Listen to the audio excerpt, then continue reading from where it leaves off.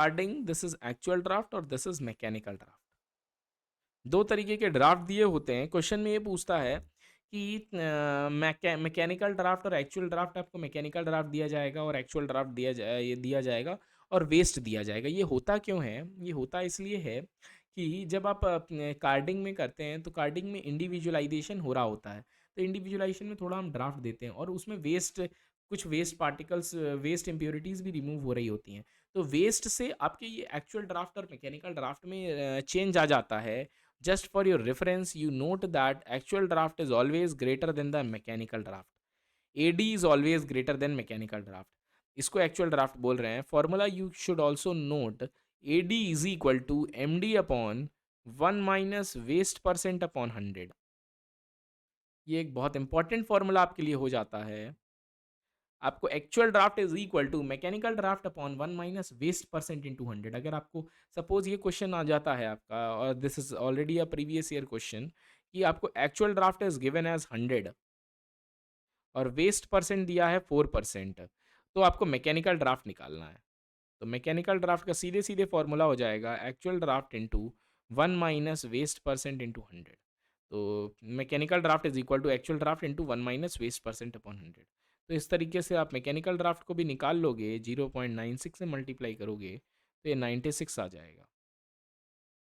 तो this is how these things are done, कि इसमें आप कैसे कैलकुलेट कर रहे होते हो। अच्छा, just write one more question. It says that it a card with a doffer diameter 60 centimeter, a card with doffer diameter 60 centimeter, fed with a lap of 395 kilotex। इसमें 395 किलोटेक्स का हमने इसको लैप डाला और इससे हमारा स्लाइवर जो निकल रहा है, delivers a sliver of 3.95 kilotex. 3.95 kilotex आ रहा है। और draft between doffer and the coiler calender roller is 1.4। 1.4 का ड्राफ्ट है आपका ये डॉफर से क्वाइलर कैलेंडर के बीच में। Then the total draft of the card is total draft आपको निकालना है। टोटल ड्राफ्ट जब भी कैलकुलेट करते हैं, just note one thing, many a times the data given in the question is not of our use. जब भी आप टोटल ड्राफ्ट का बात करते हो तो आप एंड का, इनिशियल और फाइनल की बात कर रहे होते हो, बीच से आप कैलकुलेशन नहीं करोगे। जब आपको इंडिविजुअल या तो ड्राफ्ट दिया है तब आप पूरा मल्टीप्लाई करके टोटल ड्राफ्ट निकाल सकते हो। बट यहाँ के केस में आपको टोटल ड्राफ्ट जब भी निकालना होता है तो टोटल ड्राफ्ट का एक एग्जांपल, एक आप टोटल ड्राफ्ट का जो फॉर्मूला होता है, feed count upon delivery count. ये फॉर्मूला तब होता है जब आपका डायरेक्ट सिस्टम में दिया होता है, मतलब आपका टेक्स या एनी में काउंट दिया होगा तब। और ड्राफ्ट जो हो जाता है ये होता है डिलीवरी अपॉन फीड।